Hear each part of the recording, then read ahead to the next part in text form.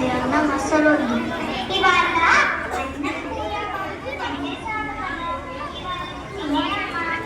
అక్క పాడేసేయండి, పిజ్జానే తింటాను.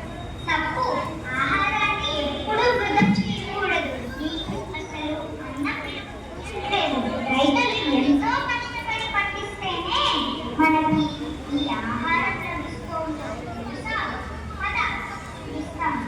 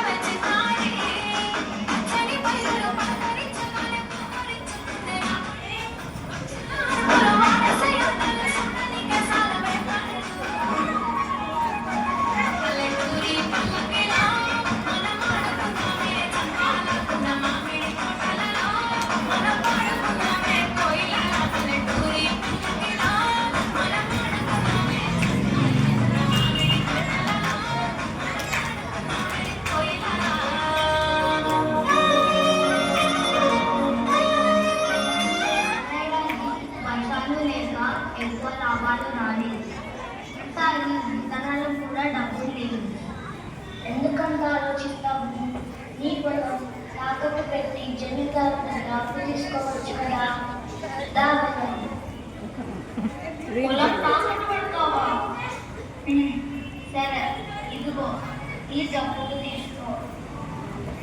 నాకున్నది ఒకటే కదా, పర్వాలేదు. పంట చేతికి రాగానే మీ అప్పు తీర్చేస్తాను. ఆకాశం తాకేలా వడగాలి ఈ నీల అందించే ఆహ్వానం ప్రేమంటూ ఆనాటం తీరేల వదిలించే జగనంతా వినిపించే తడిగానం ప్రేమంటూ అణువులు మీటే మమతల మౌనం పద పదమంటే నిలవదు ప్రాణం ప్రళయానికి శ్రీకారం. నాకు పండక్కి కొత్త బట్టలు కావాలి. ఈసారి డబ్బులు రాగానే కొనిస్తానులే. సరే, నాటడం అయిపోయింది కదా, ఇంకా పద ఇంటికి వెళ్ళిపోదాము. చాలా ఎండగా ఉంది. విత్తనాన్ని నాటగానే సరిపోదు. నీరు పోయాలి, ఎరువులు చల్లాలి, పక్షుల నుండి పురుగుల బారి నుండి పంటలను కాపాడుకోవాలి. ఇలా ఎన్నో విభాగాలను చేయాలి. అంటే వీటిని మీ బిడ్డలాగా చూసుకోవాలా? అంతేగా మరి, నువ్వు ఇంటికి వెళ్ళు. ఈసారైనా వర్షాలు పడితే బాగుండు.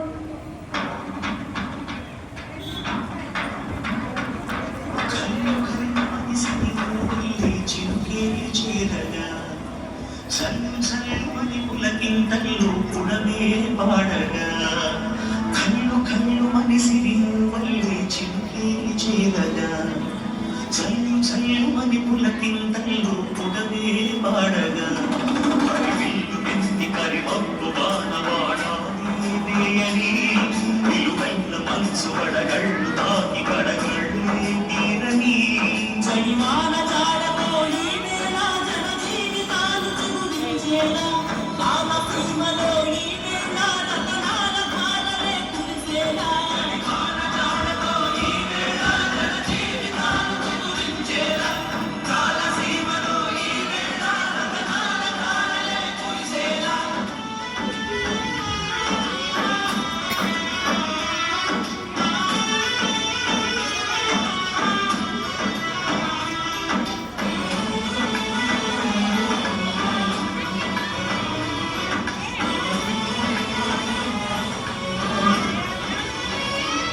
ఈ 2 నెలల కష్టానికి పంట బాగానే పెరిగింది.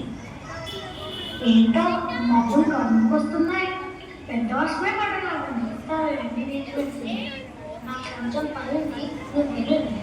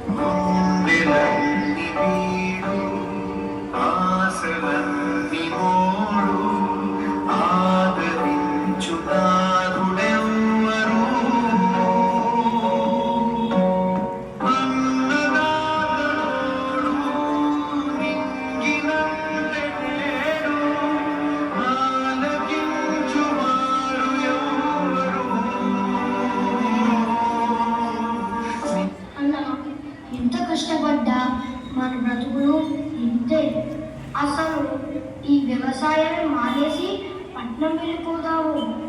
ఏదో ఒక పని చేసుకుందాము. అదిగో అప్పించిన జమీందార్ గారు వస్తున్నారు. ఇలా రైతు వ్యవసాయం మానేస్తే అందరికీ అన్నం ఎలా దొరుకుతుంది? ఈ డబ్బు సౌఖ్యాలను ఇస్తుంది కానీ ఆకలి వేస్తే ఇవి తినగలమా? బతకడానికి కావాల్సిన ఆహారాన్ని ఇచ్చేది అన్నదాత ఒక్కడే. బాధపడకు, ఈ డబ్బుతో మళ్ళీ ప్రయత్నం చెయ్యి. దాహంలో మునిగిన చివరకు చల్లని తన చెయ్యనించి శ్రేయాతో మొలకెత్తించి చిలుకే ప్రేమంటే మేఘంలో నిద్రపోయిన రంగులు అన్నీ రప్పించి ఆగాని ముంగిట పెట్టి ముగ్గి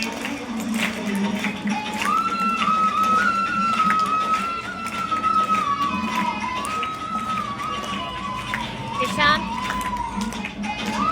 ప్రశాంత్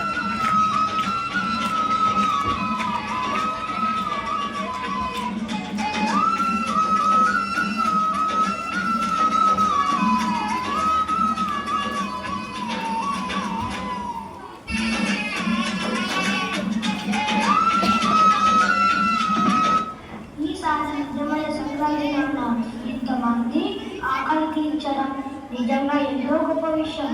నేను కూడా పెద్దయ్యాక రైతునే అవుతాను.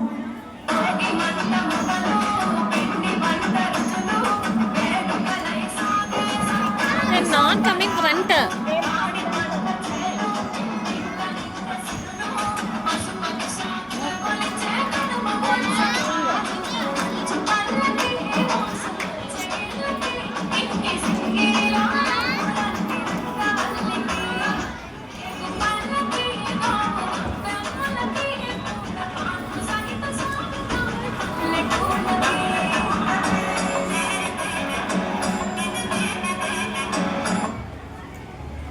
చూసావా, రైతు ఎన్ని కష్టాలను ఎదుర్కొని ఈ ధాన్యాలను పండిస్తాడో. ఇది లేకుండా మన ఇంట్లో పండుగ ఉంటుందా? ఈ సంక్రాంతికి మీరందరూ ఆహారం విలువ తెలుసుకోండి. దేశానికి వెన్నుముక్కైన అన్నదాతని, అతని కష్టాన్ని మరొకళ్ళు. అన్నదాత సుఖీ భవ.